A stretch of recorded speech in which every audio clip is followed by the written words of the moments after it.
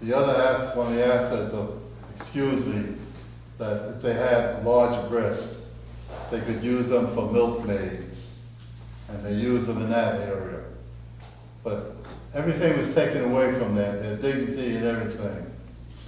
So what I say to you and to me, I think that we owe a debt, because the people that did survive the crossing to the New World and was able to get along, they were strong people.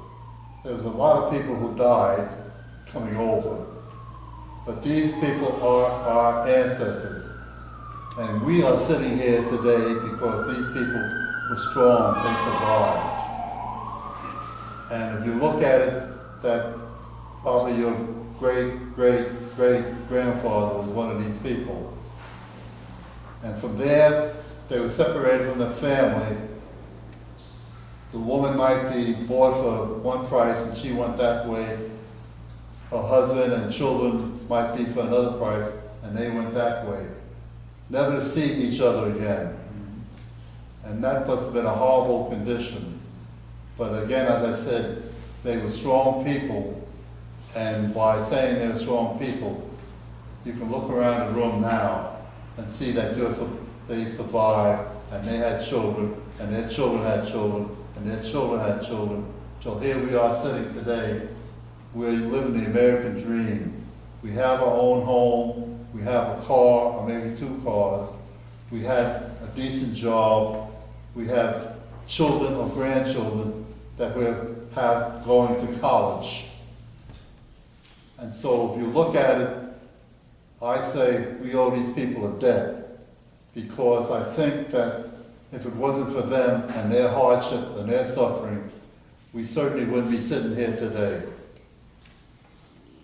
And so anytime things get a little rough, I say, well, it's not too pleasant right now, but these people survived and made it.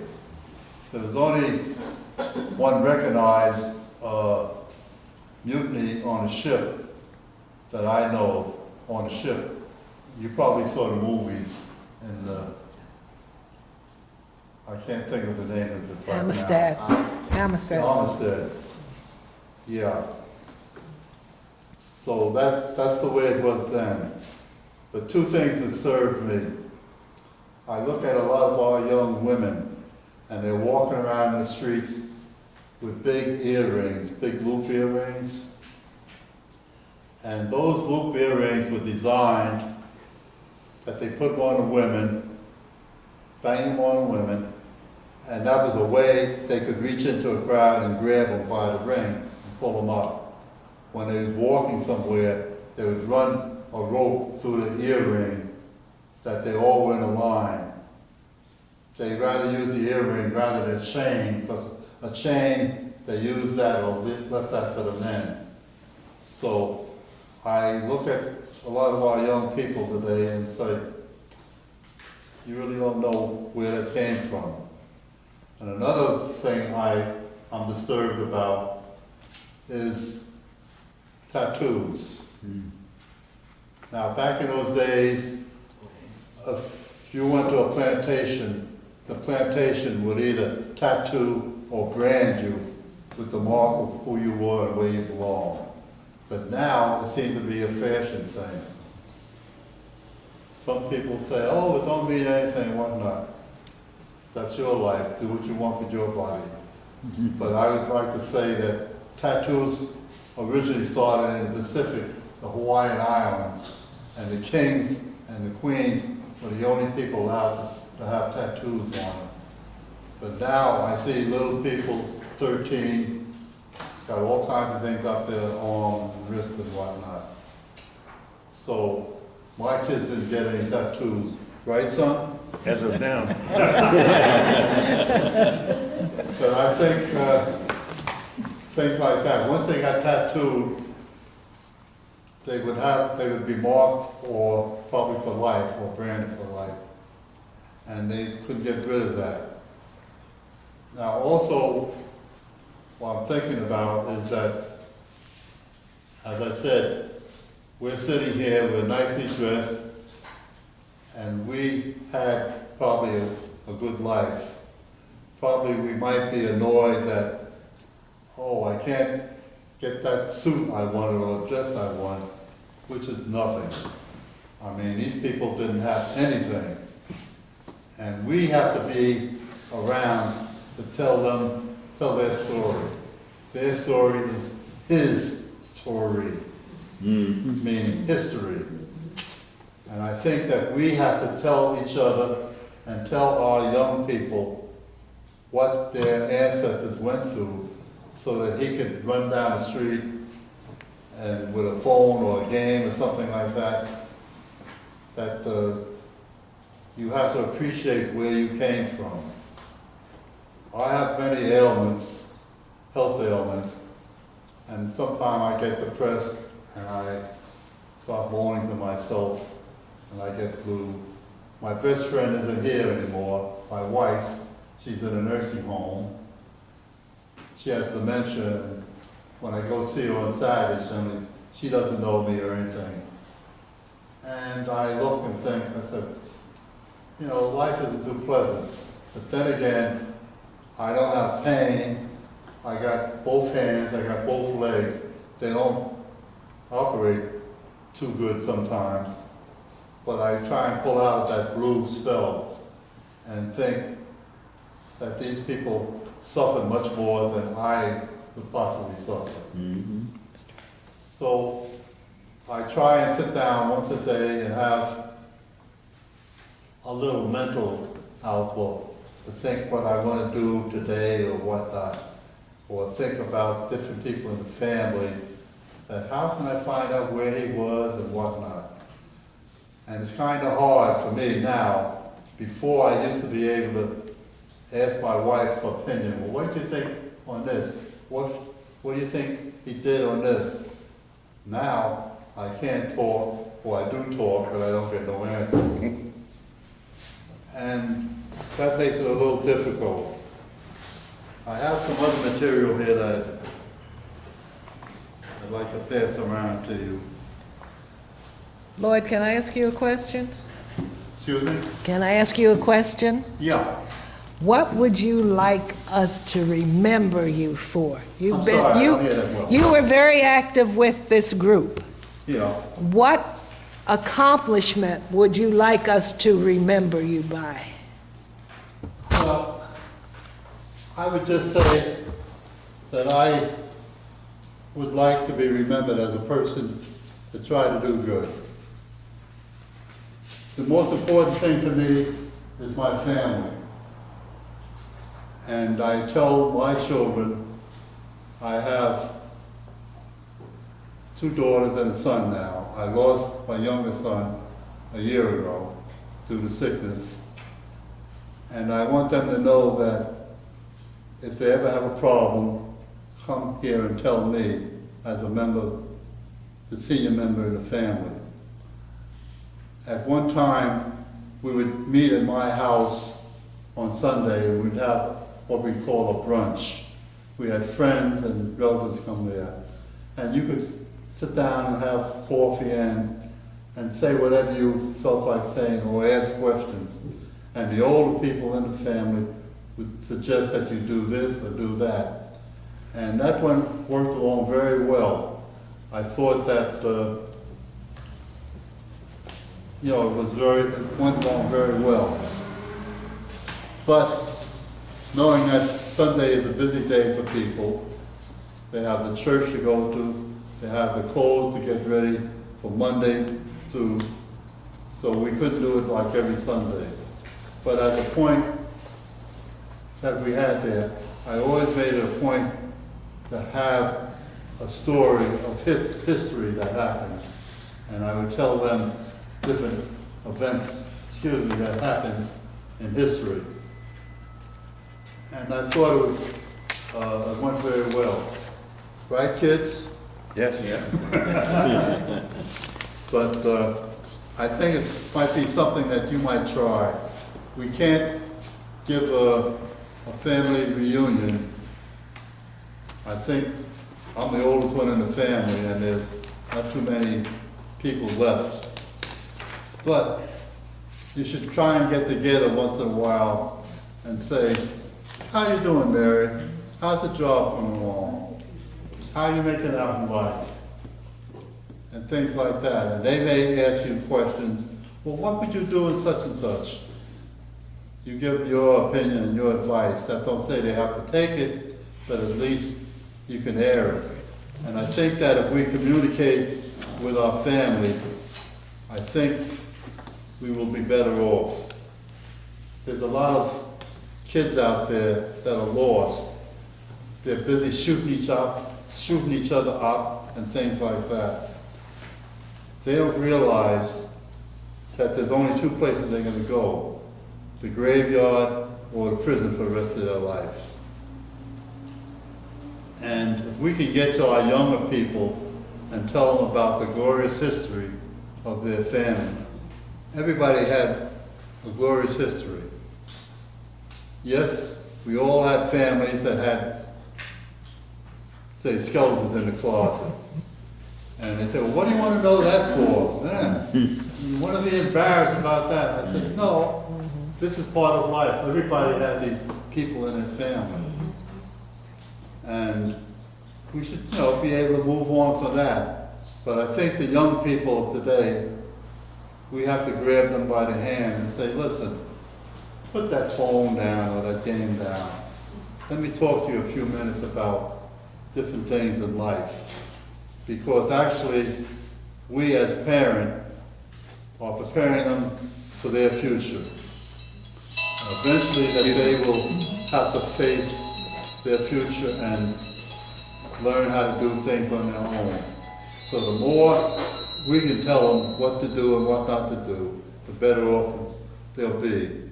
If you have a child, you always want them to come to you with the good news and share the bad news with you. It can't be any worse than what you did when you was young. But if there's nobody in the house, maybe a single mother that's pulling her hair out where she's gonna get the food to eat the next day, she don't know how to do this. So we as adults have to look into our children, our neighbors, our cousins, our nephews, or people like that. We have to try and guide them and show them a way. The young men, it's going to come a time when you're going to have to go out and look for a job.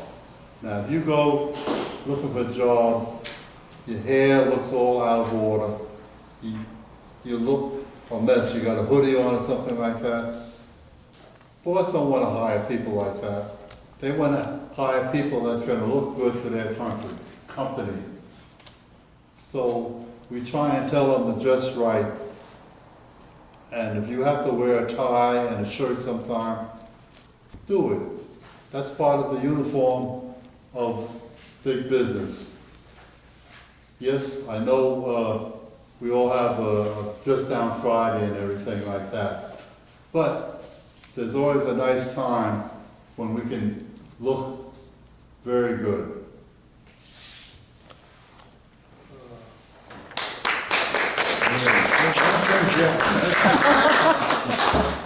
Oh, he was just asking. Oh, I see, all right.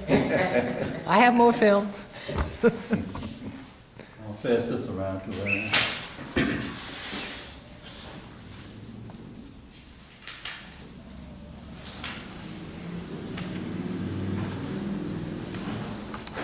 Do more on your genealogy and you go from there.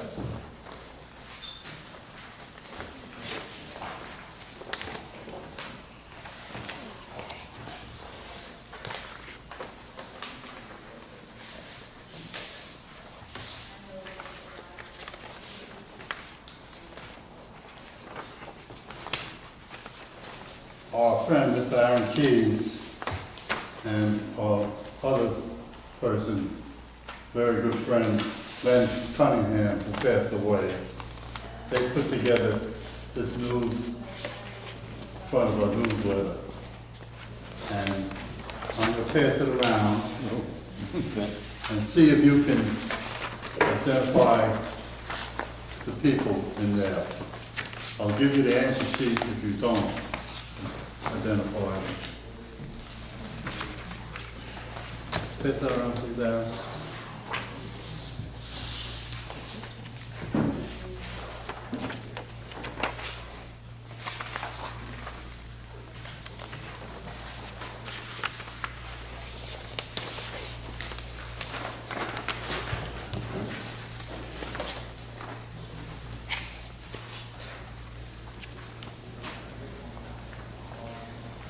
I think I have this one.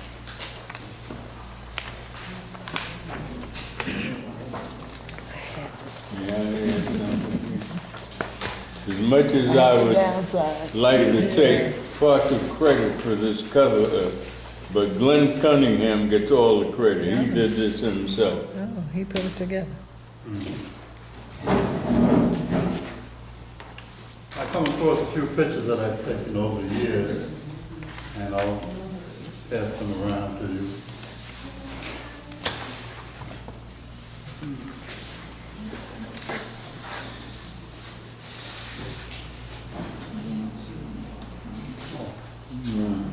Marie, I do have it.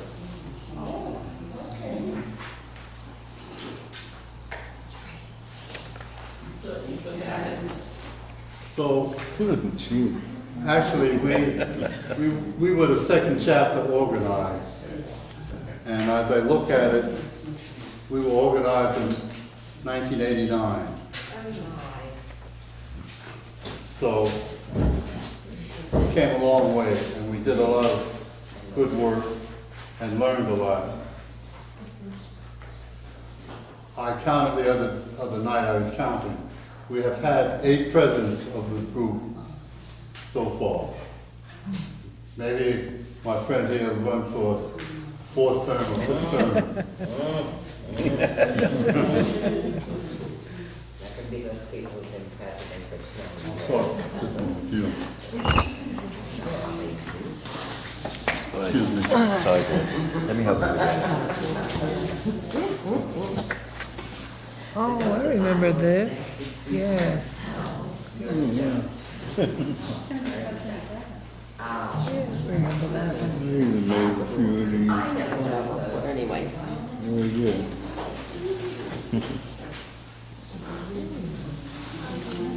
Let's see, in there. This was Jimmy Walker. You never met him. He was really an interesting person.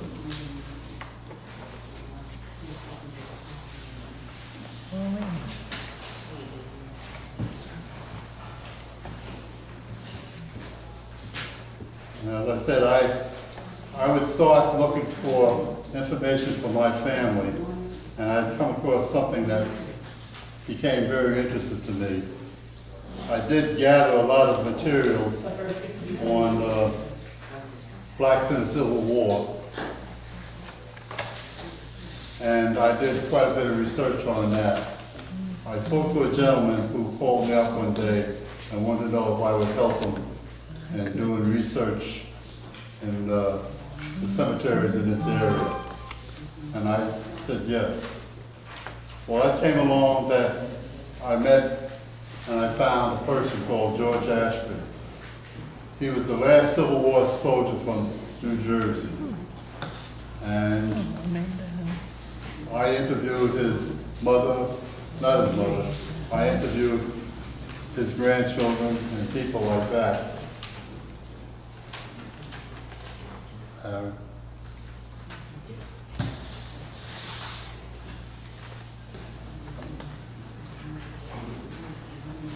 Anybody doing any Native American research?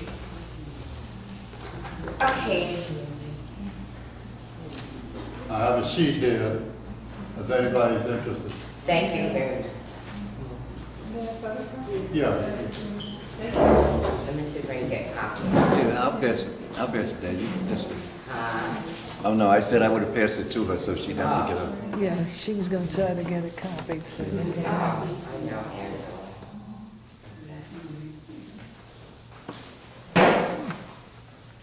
You remember when you did that newsletter, Aaron? Hmm? Do you remember when you did that cover of the newsletter? No. Be frank, Not you. I don't remember what I had for purposes. I'll pass this around for those who don't know who's on the cover of that newsletter. This Well, I is can the, tell you all of them. I think I identified all of them, could you pass it around? yeah. Sheets. I'm sorry.